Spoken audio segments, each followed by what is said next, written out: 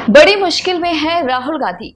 ऐसा क्यों कह रहे हैं, चलिए आपको विस्तार से बताते हैं। इंडिया पोस्ट न्यूज में आपका स्वागत है और मैं हूं ममता चतुर्वेदी। देश की सियासत में इन दिनों कई मोर्चा पर हलचल तेज है। बिहार में राहुल गांधी के दौरे से पहले कांग्रेस की अंदरूनी कलह चर्चा में है, तो दूसरी ओर महाराष्ट्र में महाविकास अघाड़ी लगातार कमजोर पड़ती हुई दिख रही है। नागरिकता के प्रमाण को लेकर केंद्र और विपक्ष आमने सामने है। कर्नाटक में Bharatiya Janata party cross voting से जूझ रही है, जबकि शशि थरूर के हालिया बयान की बात करें तो कांग्रेस के लिए नई असहजता पैदा कर रहे हैं। दरअसल ये सब देखकर ऐसा लगता है कि बिहार कांग्रेस आलाकमान की प्राथमिकता में है। प्राथमिकता में है ही नहीं। पिछले 8 साल में पार्टी के प्रदेश अध्यक्ष तो 4 बदल दिए गए, पर अपनी टीम का कोई नहीं बना पाए। मौजूदा अध्यक्ष राजेश राम को भी अध्यक्ष बने 1 साल हो चुका है, पर वे अभी तक अपनी कार्यकारिणी गठित नहीं कर पाए हैं। इसके साथ ही आपको बता दें कि राज्यसभा चुनाव में पार्टी के विधायकों ने राष्ट्रीय जनता दल उम्मीदवार का साथ नहीं दिया। नतीजन वह कैंडिडेट हार गया और महागठबंधन की काफी किरकिरी हुई। अब राहुल गांधी ने 11 जुलाई को बिहार दौरे का कार्यक्रम बनाया है। वे पटना में छात्रों से संवाद करेंगे। इसके साथ ही सवाल ये भी है कि छात्रों से संवाद तो करेंगे, लेकिन बेहतर होगा कि वे पहले पार्टी की गुटबाजी पर रोक लगाएं। बगावत का आलम यह है कि पूर्व प्रदेश अध्यक्ष अखिलेश सिंह ने राज्य के प्रभारी कृष्णा अल्लावरू के खिलाफ ही मोर्चा खोल रखा है, जिन्हें राहुल गांधी का सबसे ज्यादा करीबी माना जाता है। आपको बता दें कि बिहार विधानसभा चुनाव से पहले राहुल गांधी ने मोहन प्रकाश को हटाकर अल्लावरू को बिहार का प्रभारी बनाया था, जबकि अखिलेश सिंह की जगह राजेश राम को प्रदेश अध्यक्ष बनाया। इसके साथ ही आपको बता दें कि अखिलेश सिंह ने बयान दिया है कि अराजनीतिक लोगों को प्रभारी बनाने के कारण विधानसभा में पार्टी को काफी नुकसान हुआ, जबकि लोकसभा में उनके अध्यक्ष रहते पार्टी ने 4 सीटें जीती थी। विधानसभा चुनाव से पहले उन्हें नहीं हटाया जाता तो नतीजे कहीं बेहतर होते।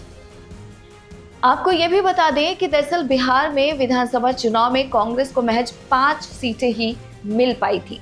महाराष्ट्र में कांग्रेस की अगर बात करें तो उद्धव की शिवसेना और शरद पवार की राष्ट्रवादी कांग्रेस पार्टी का महाविकास अघाड़ी लगातार कमजोर हो रही है। शिवसेना दूसरी बार टूटी है, तो शरद पवार की राष्ट्रीय कांग्रेस पार्टी दूसरी बार टूट के कगार पर है। दुविधा चल रही है कि उसे तोड़ा जाए या सुनेत्रा पवार की रांकपा में विलय कर महायुति का हिस्सा बना जाए। समस्या यह भी है कि ये दल चुनाव नहीं जीत पा रहे हैं। दरअसल लगातार चुनाव हारने के चलते नेताओं का अपने ही नेतृत्व के प्रति भरोसा कमजोर हुआ है।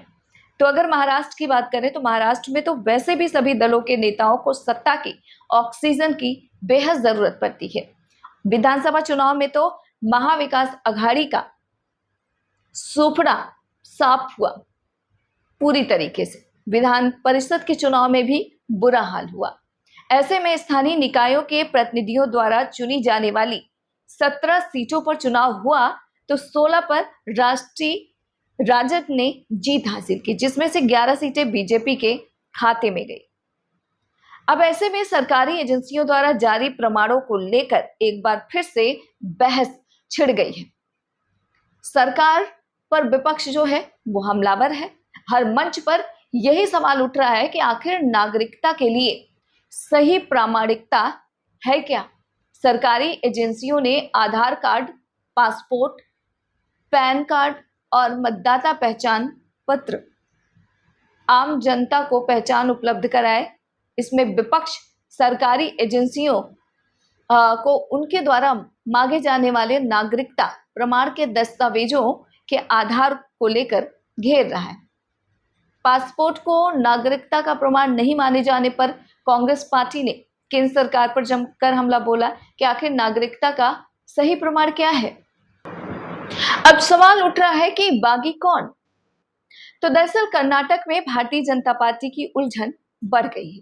पहले उसे अपने विधायकों से झटका लगा, पार्टी के 11 विधायकों ने, आपको बता दें कि विधान परिषद चुनाव में धोखा दे दिया। उनकी क्रॉस वोटिंग के चलते राजग का तीसरा कैंडिडेट बुरी तरीके से हार गया, जबकि कांग्रेस का 5वां उम्मीदवार बड़े आसानी के साथ जीत गया। इसे मुख्यमंत्री डीके शिव कुमार के सियासी कौशल का परिणाम माना जा रहा है। भारतीय जनता पार्टी की समस्या ये भी है कि वह अपने 11 बागी विधायकों की पहचान करे कैसे।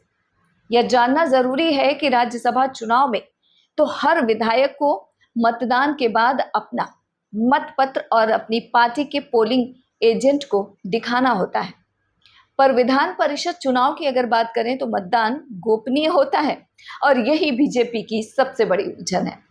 राज्यसभा चुनाव में अगर कोई विधायक अपनी पार्टी के एजेंट को मतपत्र नहीं दिखाया तो उसका मत अवैध हो जाता है, जबकि विधान परिषद की अगर बात करें तो अगर मत पत्र दिखा दिया जाए तब अमान्य हो जाता है। लिहाजा कर्नाटक में जब राजग के सभी 82 विधायक अपने ही उम्मीदवार को वोट देने का दावा कर रहे हों तो कैसे पहचाना जाए कि किसने वोट दिया और किसने नहीं दिया। बहरहाल बीजेपी आलाकमान ने कर्नाटक के प्रदेश अध्यक्ष वीवाई विजेंद्रा को दिल्ली तलब कर लिया। धोखा देने वाले विधायकों की पहचान के लिए कहा कि उनसे नितिन नवीन ने मुलाकात भी की। सूत्रों की माने तो कुछ पहचान हुई है, पर कोई भी सुनकर उनका नाम नहीं बता रहा। नितिन नवीन ने विधायक दल के नेता आर अशोक को भी, आपको बता दें कि इस पड़ताल में लगाया कि पता करें कि आखिरकार वो कौन से लोग बागी हैं। शशि थरूर फिर अपने पुराने रंग में लौट आए। केरल में विधानसभा चुनाव में पार्टी की जीत के बाद कुछ दिन वे चुप रहे, कांग्रेस की तारीफ भी की, बीजेपी पर हमलावर होते हुए दिखाई दिए, लेकिन अब वे फिर पार्टी का तनाव बढ़ा रहे हैं। दरअसल तिरुवनंतपुरम के सांसद शशि थरूर ने एक हफ्ते में 2 बार चौंकाने वाले बयान दिए हैं। मसलन उन्होंने मोदी की ट्रंप से हुई मुलाकात के बाद मोदी की जमकर तारीफ करते हुए कहा कि भारत के प्रधानमंत्री ने भारतीय नाविकों का मुद्दा उठाया। हालांकि इस मुद्दे पर आपको बता दें कि ट्रंप ने ना तो माफी मांगी थी और ना ही उसके बाद किसी तरह के मुआवजे की बात उठी। इसी तरह से शशि थरूर ने जम्मू कश्मीर के उपराज्यपाल मनोज सिन्हा से मुलाकात करने के बाद फरमाया कि राज्य में हालात सामान्य है। यह बात भी सही नहीं है। अगर हालात सामान्य होते तो केंद्र सरकार ने जम्मू कश्मीर का पूर्ण राज्य का दर्जा बहाल कर दिया होता। ये भी सवाल है।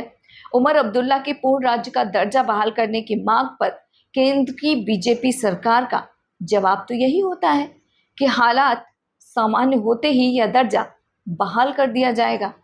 तो आखिरकार कौन सही है? और ऐसे में सवाल यही है कि इस वक्त मुश्किल में आखिरकार है कौन? आप खुद तय कीजिए। अब आपसे एक अपील है, चैनल को सपोर्ट करने के लिए इसे लाइक सब्सक्राइब जरूर करें।